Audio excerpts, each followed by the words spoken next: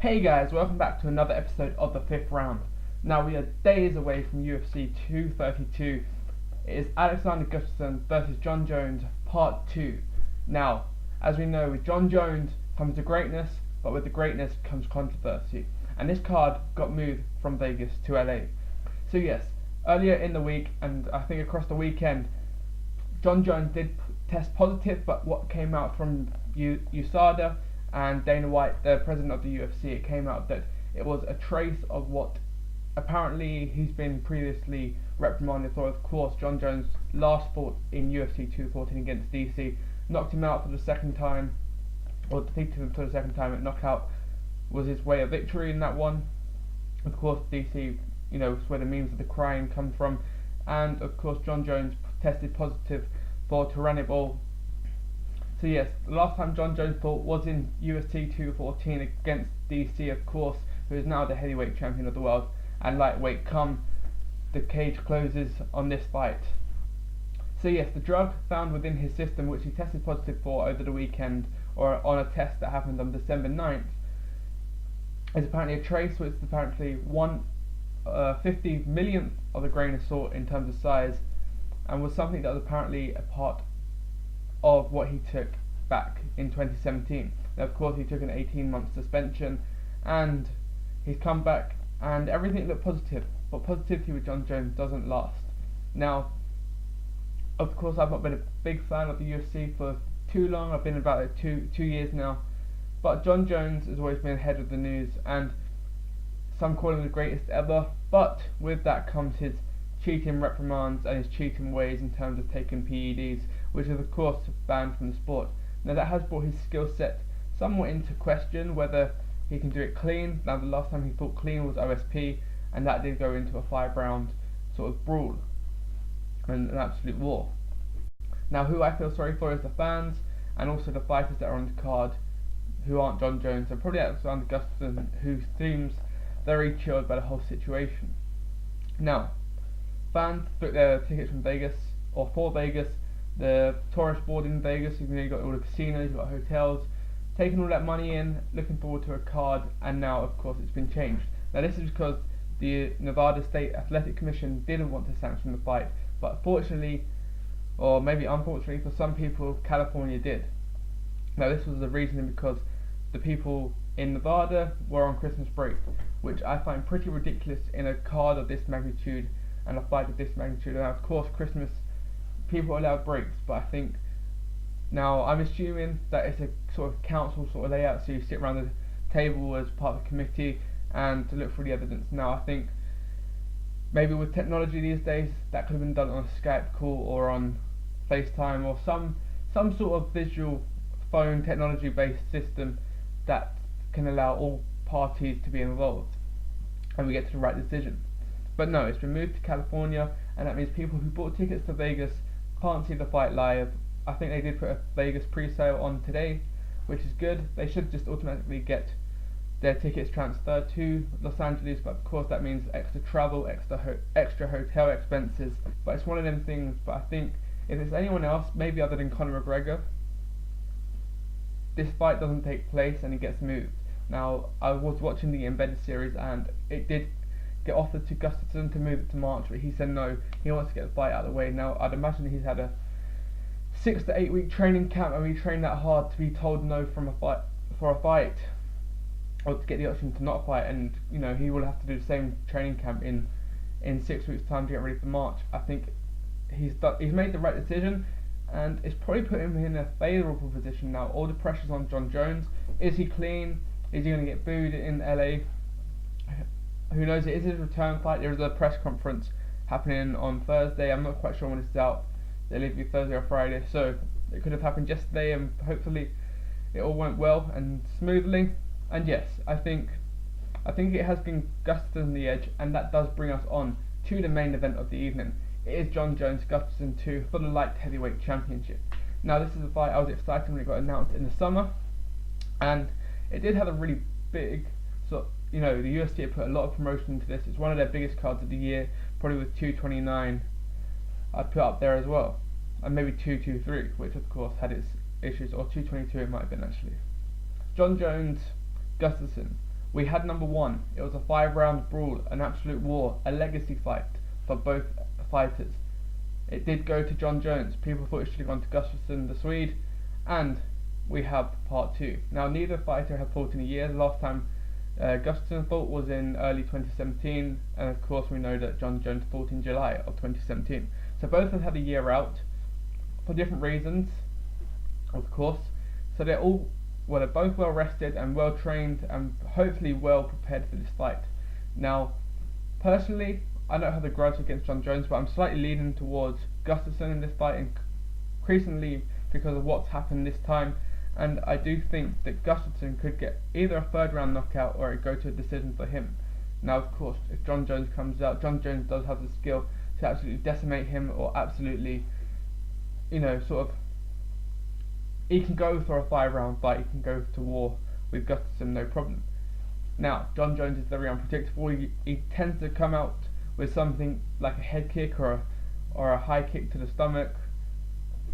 So it depends on how it comes out. Now, how Gustafsson can prepare for this fight as well. He's fought him before. Incredibly, Gustafsson has improved a lot since that fight, and I think it is his time to shine.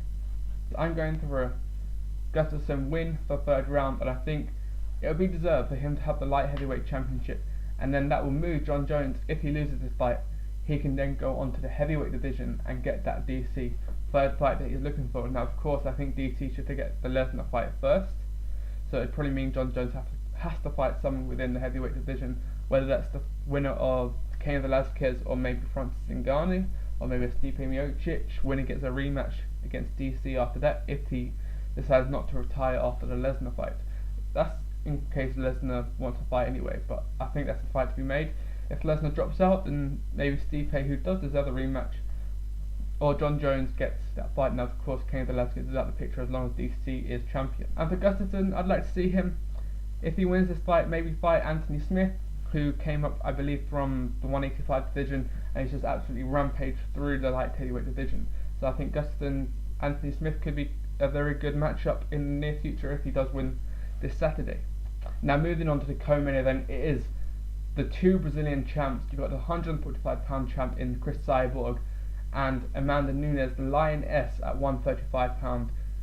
The last destroyer sort of Ronda Rousey. She really made her name for herself in that fight, despite already being champion. It was the comeback fight that Ronda Rousey was meant to win after being defeated by Holly Holm, taking a year out, and of course we had that cycle of Holly Holm, Miesha Tate, and then Amanda Nunes becoming champion.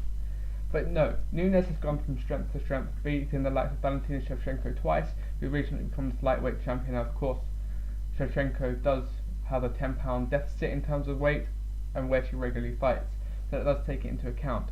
Now, similarly, Amanda Nunes has to go up a weight class, so very similar to how Shevchenko did. And of course, Holly Holm, who was former bantamweight champion, did go up and face Cyborg for the 145-pound championship. Now, CRIS CYBORG is very difficult. Of course, he's a lot heavier, a lot more skilled, and it seems that in training under Jason Perillo and her other trainers, she does tend to go with the male fighters in training as well. So it means she does have that power and that strength to fight with them, and that will really benefit her in this fight. Now, of course, we've got the two Brazilians. They both got heart, and it was Amanda Nunes who did actually ask this fight. As we've seen previously with CRIS CYBORG fights, it's people that have been sort of willing, and I think Charles Sonnen put it perfectly. They're willing to fight, they're not asking to fight. Now, it's a payday for them, of course. They're not expected to win because CRIS CYBORG is such a great fighter and such a great champion that it's almost a sort of win-win situation. You get your name out there, you get the respect for fighting CRIS CYBORG, you get the payday, and if you win the title, then you become champion, of course. Now, I am a big fan of Amanda Nunes. She's quite charismatic. I think it's always difficult when you've got a Latina fighter, someone who doesn't quite speak English. I mean, she speaks English very well, but there's always a sort of a lag in the translation of what they mean and what they say. But I think her fighting does the talking, and her punching definitely, and her wrestling as well. Both are very good on the ground. But Amanda Nunes, there's something about her that if she wins this fight, she does become the first ever double weight champion in the women's divisions, and I think that is very much a history point and something to look at, and it's something where maybe she has that extra willpower and that extra motivation to become that, because obviously it's not her title on the line. If she loses, she's still champion at the end of the day, which does also open her up to being knocked out by CRIS CYBORG. One careless move, which I don't think Nunes has in her. She's very composed, very good at creating distances, and I think if they have to go for this, if it goes to 5 rounds, I'd imagine CYBORG gets the win, but Amanda Nunes could land 1, maybe 2 punches, an excellent combination, a kick, a submission potentially, and get the victory and become the first ever women's double champ. And I'm actually going to back Amanda Nunes to become the double champ, the first ever in the women's division. And moving on to the rest of the card, there are some excellent fights, and it's such a shame that this has sort of been tarnished by the Jon Jones controversy this week. Of course, in the T-Mobile Arena, the likes of Carlos Conduit versus Michael Chiesa, formerly 155 pounder, moved up to 170 recently. We've also got Megan Anderson, who formerly fighted Holly Holm. Unfortunately, got the loss in that fight in her debut in the UFC, but she's back fighting Kat Zingano in the 145 pound division. Could the winner of this fight either Nunes or CRIS CYBORG, the winner, depending on what Nunes is going to do, whether she relinquishes the 135 or stays in that division. I think, Joe Rogan also has called her the greatest bantamweight ever. Who's left in that division for her, really, at that highest level? Is it a Holly Holm, potentially? We also have the likes of Andrei Arlovski in this card. Chad Mendes, of course, fought Conor McGregor at the 145 pound division. So a big name and a big card all round. Walt Harris is fighting Arlovski, so a big heavyweight clash that is going to be potential fight of the night if it goes to 5 rounds. 2 very big hitters, and I think if fight of the night is going to go anywhere, it could go between Gustafsson and Jon Jones. Could even be the co-main event, and we have got some very good cards, a lot of fight of the night contenders. But if I'm going to go for fight of the night in preempting that, I'm going to go with Gustafsson Jones 2, but I'm going to go performance of the night, potentially Arlovski, and we'll go with Michael Chiesa. I think Michael Chiesa is going to beat Carlos Conduit in this fight. So yes, that is UFC 232, my preview here on the 5th round. Let me know what you think in the comments below. Like, subscribe, and go stinging. CageChat back soon. We are headed to the championship rounds. And Jon Jones may be losing this fight. And he might have to take Gustafsson out to retain his title. What an incredible title fight. Who's the champion? Oh, that might have hurt him. Gustafsson's in trouble. And there's a vicious knee. Gustafsson trying to escape. Oh, flying knee. He's hurt himself.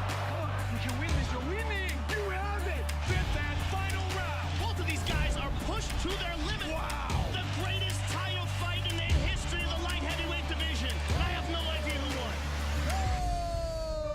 Breaking news, the rematch of one of the greatest fights in UFC history, Jon Jones versus Alexander Gustafsson, is on.